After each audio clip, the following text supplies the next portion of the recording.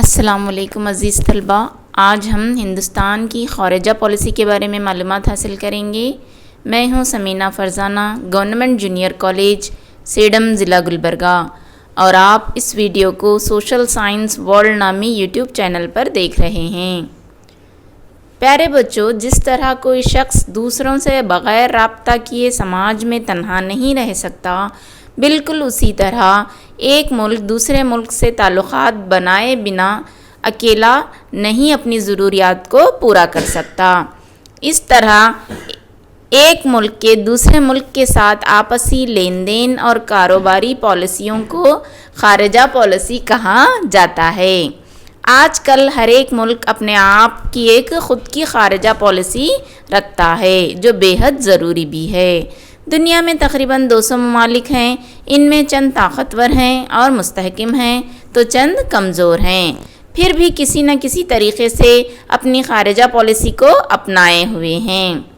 ماہر سیاسیات کے بقول جمہوری خود مختار ممالک کی کوئی نہ کوئی خارجہ پالیسی ہونا ضروری ہے۔ جمہوری خود مختار ممالک کا مطلب یہ ہے کہ وہ خارجی اور داخلی لحاظ سے کسی بھی ممالک کے زیر نگرانی یا معاون نہیں ہوتے، بلکہ آزاد اور خود مختار ہوتے ہیں اور اپنا خود کا اقتدار رکھتے ہیں۔ ہم آزادی سے پہلے انگریزوں کی نوآبادی تھی، اس وقت ہمیں خود مختار نہیں کہا جاتا تھا، بلکہ آزادی کے بعد ہمیں خود مختار ممالک میں شامل کیا جاتا ہے۔ پیارے بچوں، ہندوستان ایک کثیر آبادی، کثیر قدرتی وسائل، دولت، اعلیٰ ذہنی اور تخلیقی صلاحیت اور مستحکم فوجی حکومت رکھنے والا ایک مضبوط ملک ہے۔ 1947 میں جب ہم نے ہندوستان کو آزادی دلائی، اس وقت ہم نے اپنی خارجہ پالیسی کے مقاصد بھی بنائے تھے۔ وہ مقاصد یہ ہیں: ملک کی سالمیت، ملک کی معاشی ہم آہنگی، ہمارے ملک کے ثقافتی اقدار کو دوسرے ممالک میں پھیلانا، دوسرے ممالک کو دوست بناتے ہوئے مخالف ممالک کو قابو میں رکھنا، یہ ہمارے خارجہ پالیسی کے اہم مقاصد ہیں۔ ساتھ ہی ساتھ ایک مقصد ہے عالمی امن اور بھائی چارگی۔ پیارے بچوں، خارجہ پالیسی کے جو معمار ہیں وہ ہیں جواہر لال نہرو۔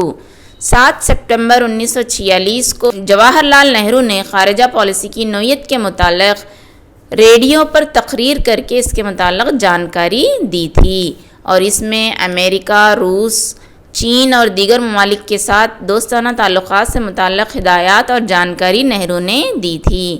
جب ہندوستان آزاد ہوا تو وہ نہرو نہ صرف وزیر اعظم کے عہدے پر تھے، بلکہ وزیر برائے خارجہ کی ذمہ داریاں بھی انہوں نے ہی مناسب طریقے سے نبھائی تھی۔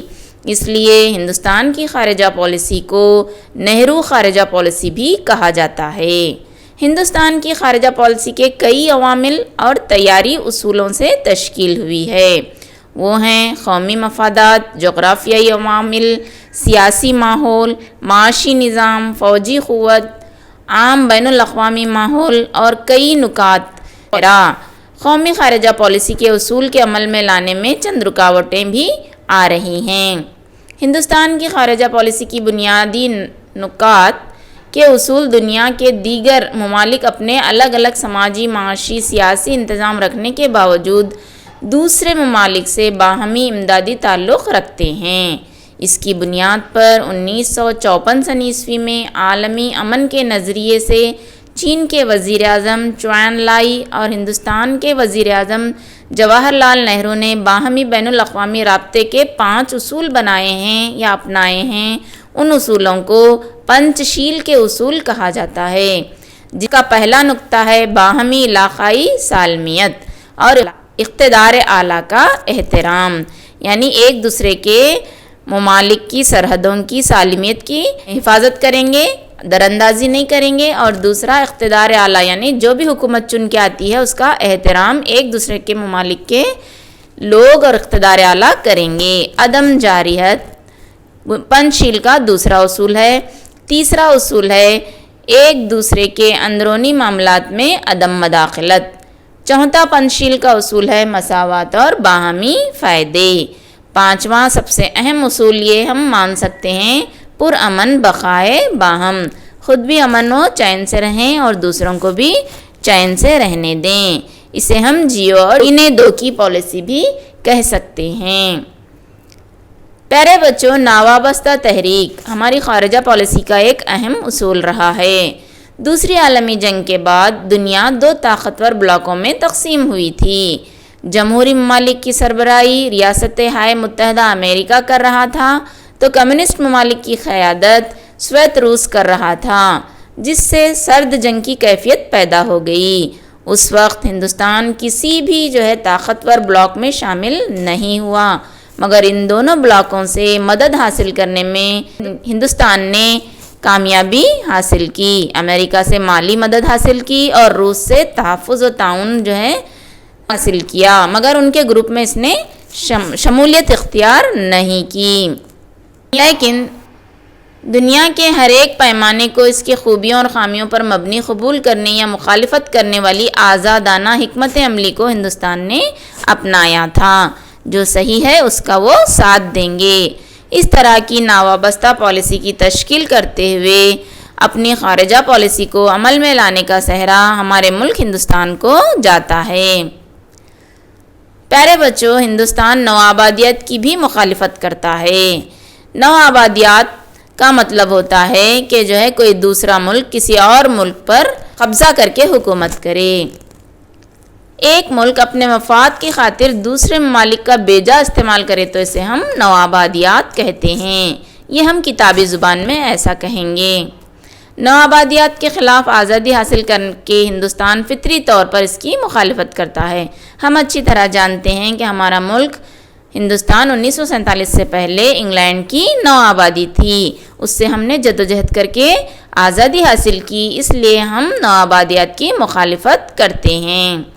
اس کے لیے ہم نے دہلی میں ایک کانفرنس بلوائی تھی، وہ 1949 کی بات ہے۔